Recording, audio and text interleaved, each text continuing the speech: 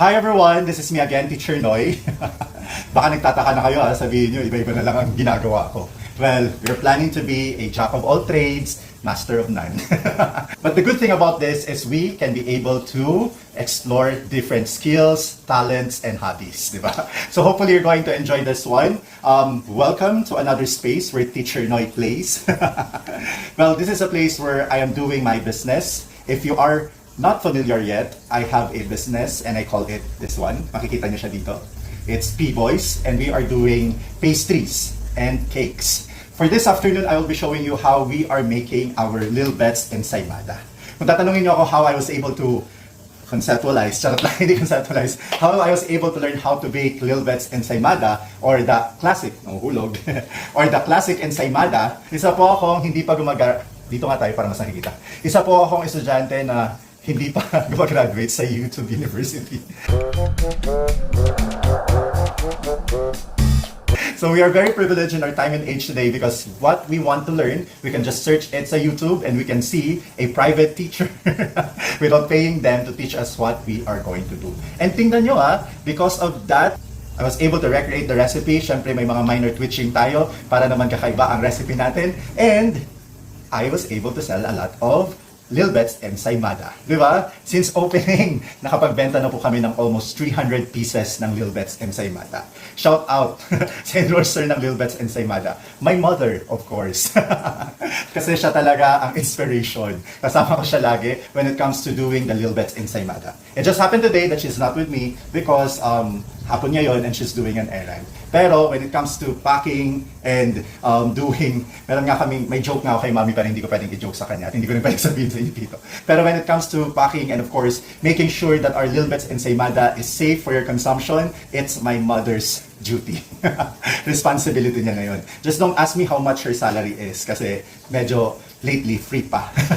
Okay, so the first thing that we have to do is for us to identify the ingredients for Lil Bets ensaymada. Of course, ang pinaka-importante dyan, ang pinakauna is our bread flour. An important ingredient kasi kung wala, hindi kayo makakagawa ng tinapay.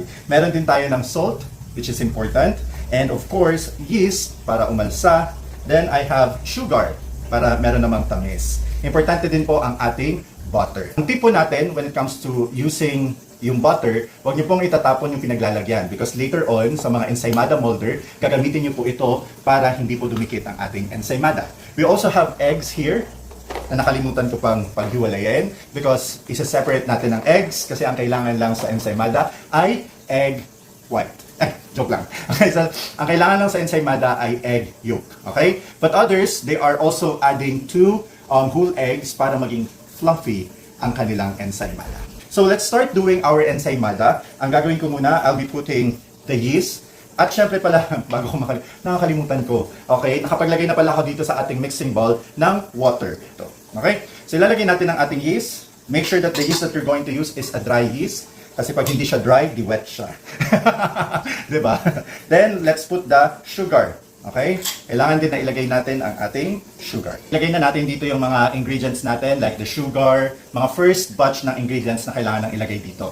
I place the dry yeast, the sugar, and of course yung water natin. So while nagre-rest sila dyan, kasi kailangan din natin silang i-rest, we have to separate now the egg white from the egg yolk. Do not worry because I will be posting also another ingredient where you can use the egg white. Kasi for this recipe, yung egg white talaga, you cannot use it, okay? Kahit anong gawin natin. Kasi pag ginamit nyo siya, I'm so sorry, there might be something wrong that will happen in your recipe. And of course, in your ensaymada. Now, if you're going to ask me kung ano ang mangyayari, dahil medyo faithful po ako doon sa recipe na nakita ko, I haven't done and tried that. Pero kung gusto nyo, itry nyo. Okay? But the recipe said, maniwala kayo when it comes to baking, and of course in bread, it's important that you should follow the recipe. Pero ano yung hinahanap ko? Hindi ko siya mahanap. Where is it? Nawawala. Okay, so now, I'm going to show you a technique on how to separate the egg white from egg yolk. Ako po, usually ang ginagawa ko, I have 2 bowls wherein diyan ko ilalagay yung egg white and egg yolk. Meron po, what they do is, they crack the egg here, or just using the countertop to crack the egg. Pero kasi I got used to cracking the egg using this spatula. Spatula ba ang tawag dito? But something like that. So when you crack down the egg, kailangan po na you have to do this. So, do it like this one. Then when your egg yolk Hindi nyo naman po yan perfectly matatanggal lahat ng egg white. But if you are planning to do the same thing na gagamitin ko po dito sa egg white ko, please be careful into adding a portion of the egg yolk in the egg white. Kasi meron po yung something wrong that would happen. So let's put the egg yolk here. Then, let's get another one. Okay?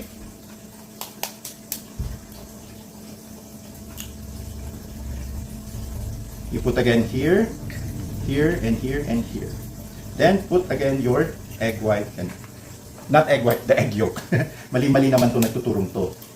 Now, make sure, for a tip ha, make sure po na bago ang egg na bibilhin nyo. Kasi, pag luma yung egg, minsan, sira na po yung egg yolk.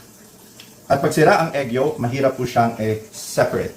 Now, if you are a skilled baker, I'm sure that this is not a difficult task for you.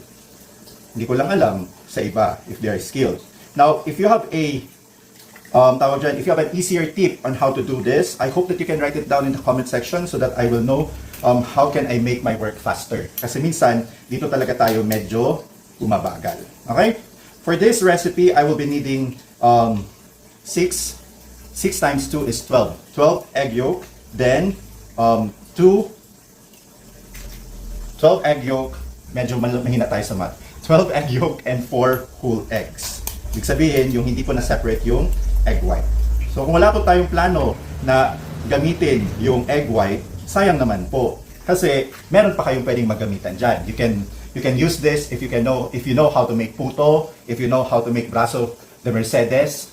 So you can also use the egg white. Siguraduhin lang po natin that we don't put anything on it para hindi masira yung pag-alsa ng ating cake. Kasi aalsa dapat kung gagamitin natin siya sa cake. Yun din naman ang purpose kasi magre-runny siya at pag runny, di tumatakbo. Joke.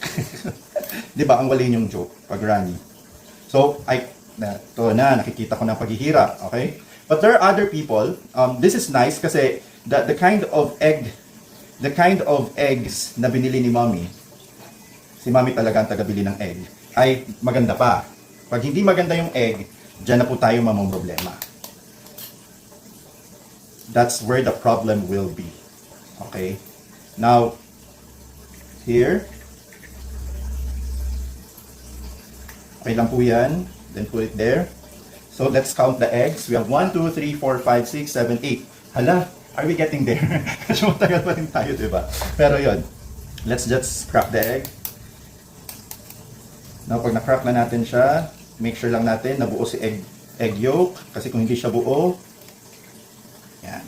Ngayon, pag nakita nyo buo yung egg yolk at bird na siya, huwag yun lang gamitin. Kasi baka roasted chicken ang magawa nyo na maliit pa. Ew. Nakakatakot yun ah. Okay, so here it is.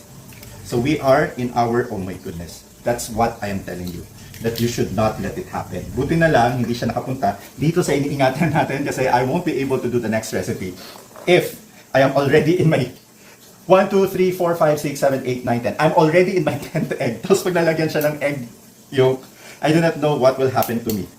Okay? So I'm in my 10th egg. Sorry na mommy, I am using your supply. Papalitan na lang natin. Hindi naman natin talaga pinapalitan. I am very privileged to have a very supportive mom who is supporting me in all the things that I want to do. Siguro as a person who really want to do everything, di ba? So my mom is very supportive in that matter. Now, here's what we're doing. Now, I'm going to put now the eggs. So we are now complete with our 12 eggs. Nahulog. So kompleto na po tayo with our 12 eggs. Let's just, punasan natin ang ating kamay with clean towel. Hindi lang po siya dyan dekorasyon. Now, don't ask me why I'm putting that there. Nakita ko lang po sa mga pictures. Pero I think naman okay naman siya. Para siguro maprotektahan ng apron. Di ba yung apron? Ang kailangan ng apron was to protect. So, I'll put it here. And, okay na. Okay na to. So, paglagay natin yan doon, I'm still going to put 4 eggs. So, meron pa tayo dito. Supply ko sa bahay. So, we have 4 eggs. Now, why do we have to put it first into, bakit po natin siya ilalagay muna sa separate na bowl before putting it directly to the bowl? It's because what? Baka sira yung egg and it will affect others. Kaya po, siguraduhin po natin na check muna natin dito. So ito na po yung ating... Oh! Sorry. So yun, nilagay ko na siya doon. Unfortunately, nagkalat na naman tayo dito. Okay? But don't worry about that. Now that we're able to put all of the ingredients, we are now going to put the flour. Huwag po kayong mag-alala looking at the size of our mixer kasi na-try ko na po ito many times. At sa pag-try ko naman, kailangan alalay lang so that it will be easier for our mixer to mix everything. Now po, there are two choices in making bread. Okay? Pag gumagawa po tayo ng bread, meron po tayong dalawang choice. It's either we use a mixer or we are going to knead it. If you are an experienced baker at wala pang mga sakit-sakit sa iyong buhay, I may suggest that you may also knead this kasi it can be an exercise naman sa'yo. Pero kung meron ka rin naman ng mixer, why not use your mixer, di ba? Kasi parang, ano ba to? Nagjo-joke ba tayo dito? Diba? May mixer ka lang din naman. For this, you will be using this one kasi ito po yung sa mga harder na mixture. Okay? Paggagamit po tayo ng pag gumagawa po tayo ng breads, ito po yung madalas na ginagamit nila. Okay? Then we're going to put it here. Bakit kasi kinalimutan ko siyang ilagay? Just make sure na it is already safe in there. Shout out nga pala to the owner of this mixer. Wala pa po kasi akong mixer, kaya siguro regaluhan niyo naman po ako ng mixer. Shout out to my aunt na may-ari nitong mixer na to and to the reason why I started baking. Wow, di ba? Nakakaiyak. Hindi naman. Shout out to Mga Bidid. Mga Bidid, thank you very much for lending me your mixer this afternoon. And of course, thank you for inspiring me to bake. Kasi naalala ko talaga ay my earliest memory of baking started sa bahay nila. Nakatingin lang talaga ako sa kanya the whole day when she is baking something. Imagine niyo for the whole day na nagbe-bake siya, nandoon lang ako, nakanganga, waiting for her to be able to, of course, finish baking. Tapos ako naman ang tagakain ng mga tira-tira. But that's a really nice experience, di ba? When you have that kind of childhood, that could explain why naging ganito ka, di ba? Why you like baking. And look at me now, I'm not just baking but also selling what I am baking. And so far, wala pa naman tayong bad reviews. People enjoy eating what we are baking. Kaya, thank you. Thank you very much for this tool. And of course, thank you for inspiring me to continue doing this. Okay? So, when we are done doing this one, nakalimutan ko ilagay yung salt, pero okay lang din naman yan na ilagay na natin dyan. Huwag nyo lang siyang ilagay na nanid na siya. Kasi pag nilagay nyo siyang nanid na siya, I'm sure na mahihirapan kayo. Hindi ko na alam kung ano mangyayari doon. Kailangan natin pag-aralan pa lang. Pero dahil nakikita natin medyo madami siya, what we're going to do, dadahan-dahanan lang muna natin siya ng paghahalo. Kasi we still have to make sure na hindi siya magtatawag dyan, it will not spill, okay? So, mahirap yun kasi papagalitan tayo dito. Remember, hindi natin to kitchen. We're just using my mom's kitchen. Baka mapalayos tayo ng wala sa oras. But as you can see right now, you have to really do something na you have to really sure na hindi po siya matatapon sa labas, okay? Now, I'm using this. I think this one's the spatula. Pero, i-correct na lang natin kung ano ba talaga itong mga ginagamit ko dito, di ba? Siguro kung i-correct nyo na lang ako if I've been... Now, tingnan nyo, may lumalabas, di ba? Kasi medyo madami talaga siya. Pag yumaman ako, I'll be buying yung mga pang-hard, heavy duty na mga mixer. Pero ngayon hindi pa tayo mayaman, mahihiram muna tayo sa mabait natin kita. So, ganun talaga yun. I think the love for, make sure pala na yung flour nyo, sip nyo to. I think that the love for doing food or for creating food like baking and cooking, kasi it runs in the family. Yung lola ko, mahilig din siya magluto. My mom, mahilig din siya magluto. And of course, my aunt, may another aunt who passed away, magaling din siya mag-bake. Tapos my aunt also, nakapitbahay din namin, magaling din siya magluto at mag-bake. Tapos yung aunt ko nga sa inyo, sinasabi ko sa inyo, magaling din siya magluto at mag-bake. Siguro pag nakauwi na siya dito, I will be inviting her to bake with me next time. Para hindi na lang gamit niya ang nakikita natin dito. Now, pag ganito kasi kadami ang ating recipe, parang feeling natin hopeless na yung pangyayari. Pero, ang gagawin nyo lang talaga, you have to just be sure na it will not spill everything. Katulad ko nito, na-spill niya. Ang kagandahan nito, nandito siya sa silicone mat natin. So, it's okay. Now, we are going to do this until the dough are already mixed ng medyo nami-mix na siya. Okay? So, we're going to do that. I'm so sorry for the sound. So, pag ganyan na siya na about to be mixed na siya, hindi na siya masyadong nag-spill, what we're going to do now is to add the butter. So we're going to add the butter one by one para Make sure that your butter is, if it not, it is in its soft state, ha? Make sure nyo po na yung butter nyo ay nasa soft state para ma-mix siya. Kasi kung galing pa lang siya sa ref, medyo matigas siya, mahihirapan po ang inyong tool. Even your hand. Kawawa naman ng ating mga hands. Ng ating mga hand. Okay? Kawawa naman nila. So, let's do this now. So, I have to, since na-incorporate na siya, I need to add some more speed. I need to add some more speed in our mixer in order for it to be able to, not called manually, but for it to be able to knead the dough. This is what we're going to do.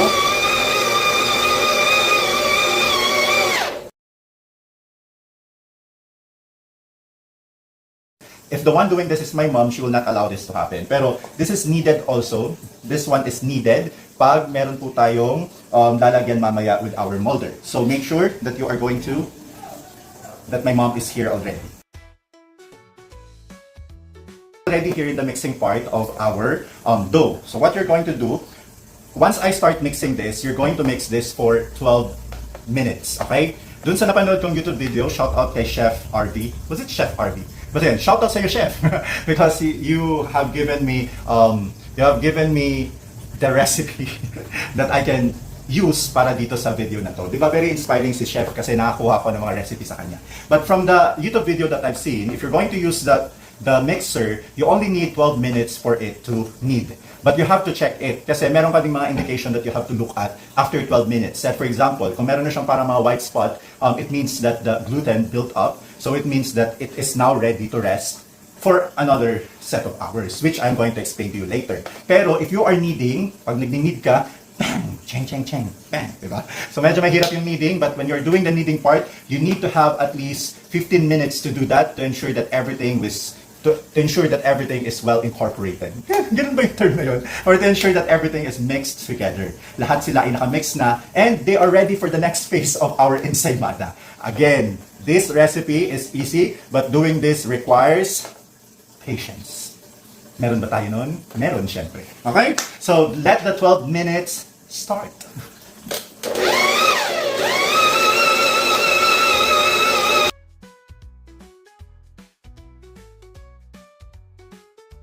Tapos na ang 12 minutes. Okay? Napagod ka ba?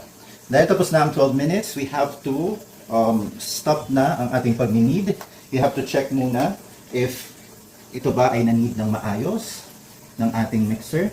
So, the beauty of this one, pag ginagawa, kasi baka una matatakot kayo na mahirap matanggal yung mga dumidikit na dough. But the truth is, it's not that difficult. So, I'm going to show you. Halimbawa, ganito. Nakaganito, di ba siya? So, parang hirap na siya, di ba? Pero, pakikita nyo naman na kahit nahihirapan na siya, gusto niya pa rin mag-let go. So, hayaan natin siyang mag-let go. Kasi pag mahirap na talaga, kailangan mag-let go na. Okay? Huwag na tayo mag-stay pa. Kasi nga, mahirap na, oh. Ay, hugot. Pag mahirap na, huwag na kayong mag-stay pa. Why do you have to settle into staying in a difficult life, di ba? Mahirap yun. So, that's what we're going to do here. Kasi sayang din naman ito. Though, hindi naman talaga siya parang feeling ko it does not give anything significant into the number of the ensaymada that can be done. Pero pwede din naman yan. Kasi later on, mamaya makikita nyo, mahuhulog siya. So, mas maganda na lang, tulungan na lang natin siya. Now, so here's the dough. Nakikita natin. So, itong dough kong ito, we are going to remove it here kasi we have to prepare its resting place. Kasi pag napapagod ka na, kinakailangan magpahinga ka. So, I have here a bigger mixing bowl. Yun nga sinasabi ko sa inyo a while ago na yung mga tira-tira yung butter, you can use that here kasi pag ilagay natin ito mamaya, dapat hindi siya didikit. Now, kung hindi nyo naman gustong gumamit ng butter, kasi sayang naman and you can use that to the next batch of, ba't ito lagi nahuhulog? Ayusin muna natin. So, you can use this to the next batch of ensaymada that you're going to make. Dekorasyon po yan ang damit ko ha. Mainit po talaga. Pero naman po tayo, safety gear. Safety gear. Kaya hindi naman po mapupunta doon yung mga nararamdaman ng buhay ko ngayon. But you can get yung butter. Ito yung mga old butter. Old, lakas ng old na. Pero these are yung butter po na nasa ref na. So pwede nyo siyang gamitin para hindi naman siya masayang. Hindi naman po yan sira. Wala pa naman po sumasakit ang tiyan. Or you can use also yung oil.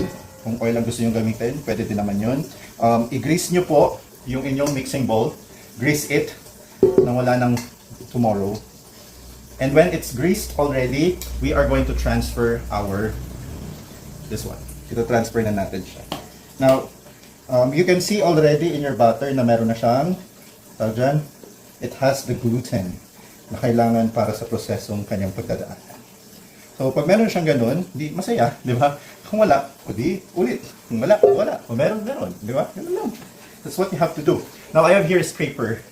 Hindi ko alam kung anong tawag dito sa silicone thing na to. I call it scraper. Sasabihin niyo sa akin, si Eldrin, tuturo. Ang importante naman, at the end of the day, magawa natin yung ensaymada, di ba? And if there are people who knows what I'm doing, na sa tingin nila they know better, why not teach me, di ba? I would love to accommodate your comments in the comment section so that I will be able to know how to do things better.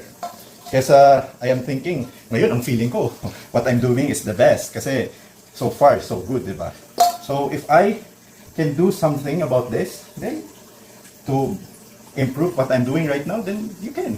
Now I'm putting oil para hindi dumikit sa kamay ko. You can use any oil. You can also use yung butter if you have butter para hindi dumikit sa kamay ko yung ensaymada dough. Kasi what I need to do is kailangan ko siyang syempre alam niyo naman yung papatulugin mo siya. Kailangan paayusin mo naman ang tulog niya. May may skincare routine. Okay? Make sure po na malinis ang mga kamay natin pag ito po ay pinadapo natin dito. Mag-nail cutter, maghugas ng kamay, ha? Kasi ako minsan nakakalimutan. Joke lang.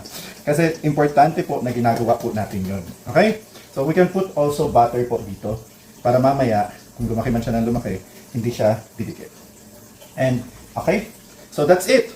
We have to allow this one, we have to allow this to rest and rise for 1 hour. So to maintain its moisture, gayon. Ang ganda ng moisture, kaginayon. Okay? Para maintain po natin yung niya, and we are not going to invite uninvited guests. We're not going to welcome rather uninvited guests. Kailangan po natin siyang lagyan ng cling wrap. Okay? Para clean siya. Ang hilig ko mag-joke ngayon. Tumawa naman kayo sa joke ko. Cling wrap para clean siya. Huh? What was that? I don't have scissors here, so I was just using my bread knife. Sayang naman, pupunta pa ako dyan. Tapos di ba? So yun na yun. Okay? Pag nakita to ng nanay, sabihin na naman yan, I did not do well into what I'm doing right now. Na-experience niyo na ba yun? Yung critic nyo in life is yung nanay nyo. Pero ako naman, growing up, syempre, nasasad tayo din. But realizing na yung critic na binibigay naman is for our own sake. Pero kasi na din yun, di ba? Kung na kayong nagbibitar-bitaran regarding that.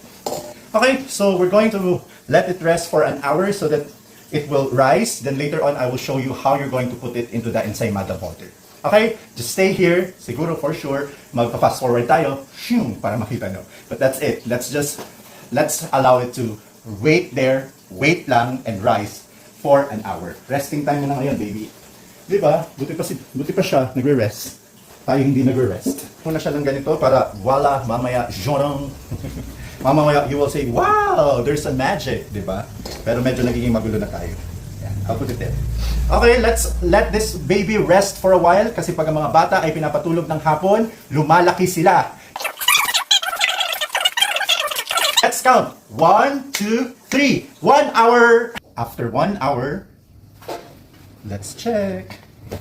Okay, so pag nakita nyo na po na yung dough nyo, I hope that you can see it. Yung dough nyo po ay nag-rise na siya into double. We just need, ayun, nakalimutan ko. Kailangan, sabi ko na kailangan lagyan muna ng oil ang aking mga kamay. Yun yung nakalimutan natin. That's what we have. Pero okay lang din naman yan. Trust the process. Okay, we have to release the kraken. Release the kraken. So, pag nawala na yung kanyang ayan, kailangan natin siyang ilagay dito. That's it. It's a very big dough. Okay.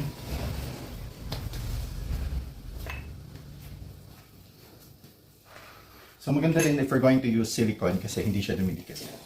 But kung gusto niyo ng extra, hindi talaga siya didikit. What you have to do is you have to put oil or butter. Okay? From the video na nakita ko, you don't have to put additional flour para hindi magbago yung consistency ng inyong dough. Okay? Now I'm going to get my weighing scale. Weighing scale. Bakit kailangan natin ng weighing scale? To ensure na the same ang size ng lahat ng ating gagawing ensaymada. Okay? Tapos, yung weighing scale natin, sorry. Okay, yung weighing scale natin, pwede natin siyang lagyan ng cling wrap para malinis. So now na naka-on na siya. So for this one, we have to use 50 grams. Okay? So, 1. Okay. So I will be using this. Kakat natin siya ng ganito. And after cutting, we'll put it here. So ang nakasulat dito is 30 gram. I still have to add more. Then I got the 50. Right? Now, that's what you're going to do. You're going to get this one, may oil or butter, then dun sa molder, lalagyan natin siya, i-grease natin siya, para mamaya hindi tayo mahirapan into getting our ensaymada.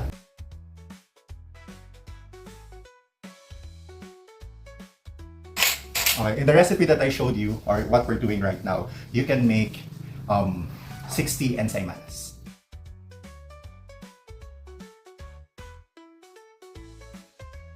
Pag nakagawa na tayo ng ganito, what we're going to do, this one, dito sa silicone, we're going to create a ball, para siyang bola. So, the tip that I can give, when you want this to become a ball, you don't have to press it, okay? Don't press it too hard, because if you're going to do that, you will not be able to create a ball. So, gagawin mo siyang ganyan. You can also do this one, kung medyo nahihirapan ka doon, pero just make sure na you're not going to do it for a very long time. Then place it there. Then get this again. So mas madali na siya. Kung this is a technique that I'm using. Or when you are done, ilagay niyo na siya sa molder. So now when you're done putting all of your ensaymadas inside the molder, ganito na magiging itsura niya. So hopefully you can see it there. Tapos, before you will allow it to rest for 3 more hours, kailangan mo muna siyang i-press. You need, again, another 3 hours before you are going to bake it. Now, at this time, to maintain its moisture, na hindi siya mag-dry out, what you're going to do now is, you are going to put a cling wrap. Kung nakakaluwag-luwag ka, you can use a cling wrap. But if you have clean plastics, anything, or even katsak, yung tela, if you have something like that, you can also use that para ma-maintain yung inyong ensaymada. Nandito pa rin ang aking hiwagang bread knife. But do not make it too tight ha, kasi baka mamaya, pag nag-grow yung ensaymada nyo, dumikit siya dito sa cling wrap. Kaya huwag siyang gawing masyadong tight. Do not make it too tight. I hope na nakikita pa rin ako sa video kasi parang medyo bumaba yung camera natin. Okay? Pero the time now is, I started kanina. Tapos ngayon, ito yung oras natin. Okay? So that's it. So this is what we're going to do with our ensaymada dough. We're going to put it inside a plastic. Ganyan na siya. So habang nandyan siya, we have to wait for 3 hours. Let it grow and rise. Tapos pag nandun na siya, we are going to put it inside the oven. So I'm going to show you later on kung gaano siya lalaki. And hopefully, lumaki siya. After 300 million years, charot lang. After 3 hours, nandito na tayo. And as you can see, nabuhay ba? Hindi na nabuhay.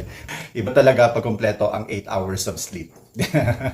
Kaya importante na mag-rest. Kasi tingnan niyo naman, fresh na fresh. So, i-remove na po natin. I'm going to remove now the plastic. And as you can see, maganda pag cling wrap ang ginagamit mo kasi it's clean. Charot. Kanina ko pa joke na it's clean. Maganda pag you're using cling wrap kasi hindi dumidikit yung ensaymada dough for this one. So I want you to see this. Diba? Look at this one. Buhay na buhay sila as compared to the dough that we made a while ago. Medyo maliliit sila, diba? I was worrying na nga rin eh. Were you worrying too? We're going to place this inside the oven for 150 degrees Celsius for 15 minutes. And if you are an amateur like me, it's important that you really have to check, okay, from time to time kasi merong mga oven, kaya importante din that you have temperature na built in into your oven so that you can monitor the temperature of your oven. Kasi medyo delikado ang ating mga ensaymada when it comes to baking. There are times na maaaring pwede siyang ma-overcook, pwede din siyang ma-undercook. Pero there are two kinds of ensaymada naman kasi. Merong yung mestiza, ibig sabihin, ito yung kulay maputi pa rin. Meron din naman yung mga kayumanggi, okay, na tamang-tama lang. Pero, wag naman nating abutin to the point that we are going to make it toasted, okay? I remember yung mga first few tries ko before, and yun talaga, medyo na-toasted sila. And I cannot sell it, di ba? Sayang din naman. I'm going to put this now in the oven. We have preheated our oven already. So, this is ready na para mas mag-bloom pa siya and be ready for our toppings later. Okay? So, ready na talaga siya and we can enjoy the ensaymada that we grew up eating and enjoying. Diba? Very nostalgic. Okay, so I'm going to place it now inside the oven.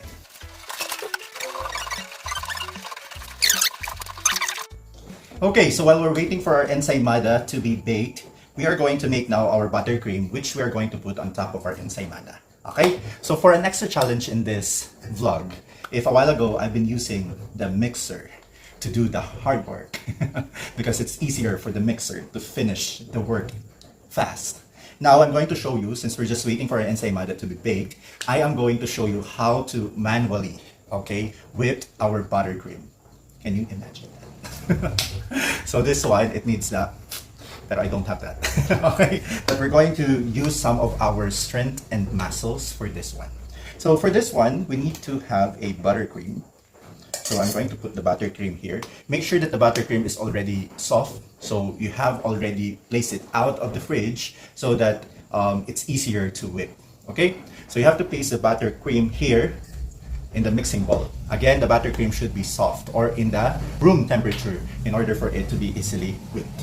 So for this one, we're going to use a whisk in whipping the buttercream. So how I whip the buttercream is, first,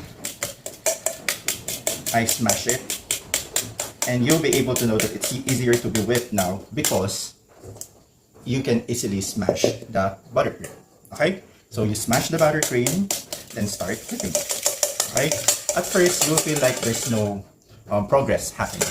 But that's the beauty of it. You felt like there's no progress, but later on, you'll realize that there is. Now, it's easier for you to be able to whip this if there is a bigger or larger amount of buttercream that you're going to place in the mixing bowl. But for this recipe, since I will just be showing you, and it's unfair naman if I'm not going to show you an actual ensaymada in the end, I am just going to make a small portion of the batter that we have, okay? And why is that? Because whenever I am making an ensaymada, I want my buttercream to be fresh. So I can just store it in the fridge, but there is a certain, feeling when you're eating an ensaymada with fresh buttercream and of course, cheese on top of it. Though it's okay to store it inside the fridge para magkaroon siya ng longer life and you can just put it inside the microwave and have it, diba, reheat again. But, I'm a believer of freshness. Katulad nga ng ensaymada natin a while ago, diba? Fresh na fresh. Okay? So you just need to whip this. Whip it fast. Okay? Napaka-challenging naman ito. That's what you have to do. Now, when you have seen already that the amount of butter has been doubled, you are now going to gradually put the powdered sugar. Because the powdered sugar will, of course, give a sweet taste. Since it's a sugar, it will give a sweeter taste into our butter. So, as you can see now from, I hope that you can see it, but it's becoming, it's getting more volume. At sana all hindi umagas. Just kidding. Right? So, this is it. Now, I have to check now the ensaymada if it's baked. We can now use this, then put cheese. Okay, it's time to remove the ensaymada inside the oven. Okay, it's time to do it. Baka matutong na. Okay, but let's put first our protection because we don't want to get burned. Here it is. So what we achieved for this one, I'm going to move this first. So what we achieved for this one is a what we call morena. Ay, not morena, but not a manggi. This is what we achieved in this one is a tisay. Tisoy, morena tisay. Hala, ano ba yung basta maputi siyang ensaymada. Yan. Thank you, Chef Arby, sa pagturo. Kasi we're using bread flour. Kung ganito sa ilalim, this one is more of morena. This is our ensaymada. So, when you put it out of the oven, you have to tilt it. Okay? So, ito yung design ko pa dito. Okay? So, I'm going to use this para makuha ko siya. Ay, napunta tayo ng gabi. So, what you're going to do, you don't have to put it immediately in the baking rack. You just need to try to tilt it. Pero, kailangan natin maging careful. Medyo mainit. Okay. Oh, okay. Perfect. Then, tilt it.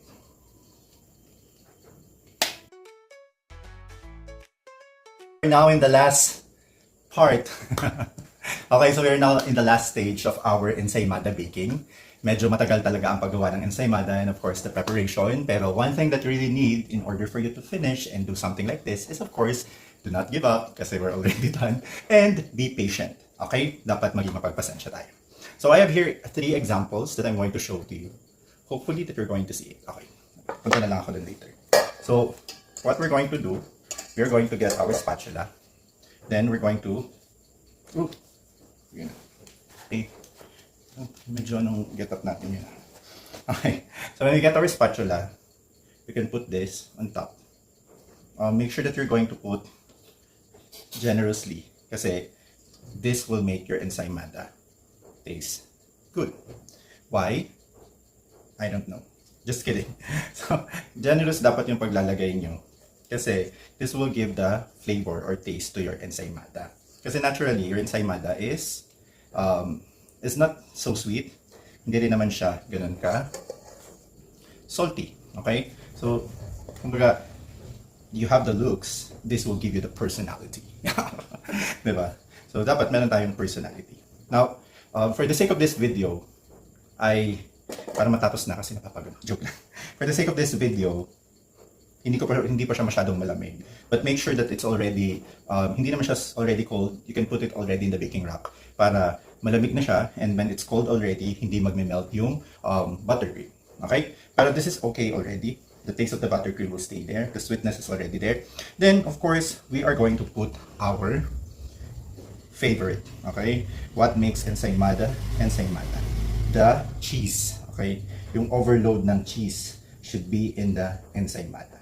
Huwag po nating titipilin ang paglagay ng cheese because yan po ang nakakapasarap sa ating mga ensaymada. And yan po ang gusto ni Mami. Kasi si Mami po ang taga-quality check ng ating mga ensaymada. Okay? So that's it. When you are done putting the cheese on top of your ensaymada, you can now serve your very own ensaymada. So easy. Ang dali-dali lang. And it's very cheesy. You see the variation? That's the ensaymada that we're talking. Not my face, but the ensaymada. Okay? I hope that you did enjoy this video. And you're going to continue supporting Teacher Noy because now I'm teaching you how to bake. Not teaching you anymore English. But I feel like I'm going to share you a lot of random videos or things that I'm doing. Kasi nga, then again, I am a master.